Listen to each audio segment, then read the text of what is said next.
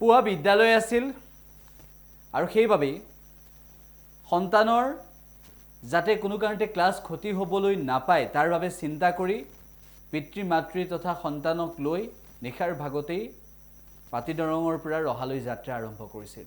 কিন্তু এটা পৰিয়াল সেই নিশাতেই যে শেষ হৈ যাব কোনেও কল্পনা কৰা নাছিল। এই ঘটনা সংঘটিত হোৱাৰ পিছত অধ্যাপক দেবেন্দ্ৰনাথ শৰ্মাৰ তথা পৰিয়ালটোৰ এনেধৰণৰ শোকাবহ দুৰ্ঘটনাত মৃত্যু হোৱা এই বাতৰিটোৱে সকলোকে কন্দুৱাই তুলিছে। 3 নম্বৰ মোৰ তলত গজেন্দ্ৰ মোহন দেৱ শৰ্মা বিয়াও সি লেটলি হৈছে, এজনী ছোৱালী আছে। সি তাৰমানে অৱসৰ পোৱাৰ পিছত মোক ক'লে, দাদা শেষ বয়সত অকণমান চাৰিধাম ঘূৰি আহোঁ। আহিল ধুনীয়াকৈ, আহি পাটিদৰঙৰ পৰাই সি বিয়া কৰাইছে। তাৰ অৰ্ধনাৰীশ্বৰত মানে সি চতুৰ্থ প্ৰহৰৰ শিৱ পূজা এভাগ কৰাৰ মানস পৰি পৰহি আছিল নহয়, দেওবাৰে, যোৱা দেওবাৰে এই চতুৰ্থ প্ৰহৰ শিৱ পূজা উপলক্ষে সি তাৰ পৰা আহিল। ড্ৰাইভাৰ চাইভাৰ অনা নাই, সিহঁত তিনিটা আহিছে। আহি বজাৰ সমাৰ হাবি যাবি, এনেও সি দুৰ্বল, টোপনি ক্ষতি, উপবাস এইবিলাক কৰি আমাকো মাতিছিল। আমি গ'লোঁ, গৈ সি মোক মানে কৈছে, দাদা অৰ্ধনাৰীশ্বৰ পাটিদৰং তাতে মিছেছৰ ঘৰ মন্দিৰ পাটিদৰং। তাৰপিছতে পূজা চূজা হ'ল, আমি গুচি আহিলোঁ। কৈছে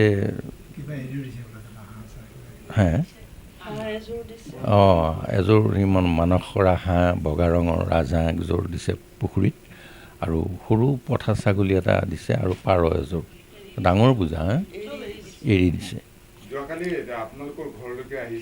সি তাৰমানে ক'লে, দাদা বিয়া হোৱাৰ পিছত শহুৰৰ ঘৰত মই এটা ৰাতিও থকা নাই, থাকিলোঁ। মই কৈছোঁ থাক, দুদিন থাক, তই ৰেষ্ট ল অলপ। তাৰপিছত যোৱাকালি 2-2:30 সি আহিল। আহি পৰিয়াল নহয়, ছোৱালীজনী তাতে থাকিল। তেওঁলোকক কৈছে, তোমালোকে ভাত চাত বনোৱা, মই দাদাহঁতক মাত দি এই আহোঁ, ভাত পানী খাই আমি গুচি যাম। মই কৈছোঁ তই ক'ত যাবি? ৰহা, এই ৰাতি, এই ছোৱালী পৰিয়ালটো লৈ ৰাতি যাব নালাগে, পুৱা যাবি। হয় নেকি?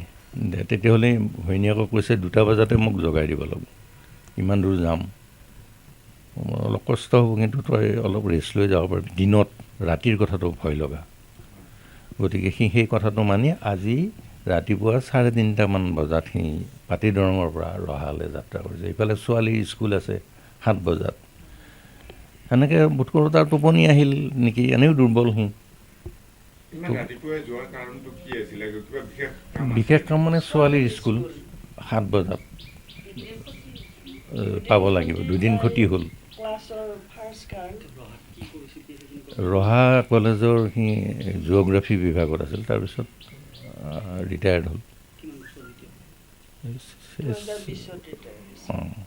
এতিয়া 65 মান হ'ল নেকি।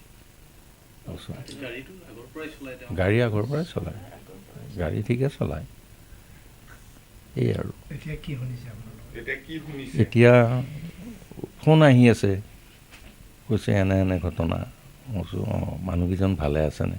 আমি এতিয়া বিশেষ গম পোৱা নাই, এনেকৈ কৈ আছে। পিছত গম পালোঁ, ফেচবুকত পাইছে বোলে এই 2টা ঢুকাইছে, ছোৱালীজনী আছে যদিও গুৰুতৰভাৱে তাই আহত হৈ আছে, GMCত আছে।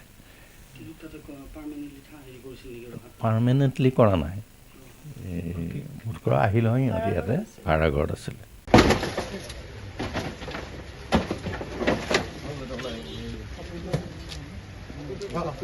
হয়, কি ক'ব মানে বহুত দুখজনক ঘটনা। আমিও লগে লগে গম পাইছোঁ, অৱগত হৈছোঁ।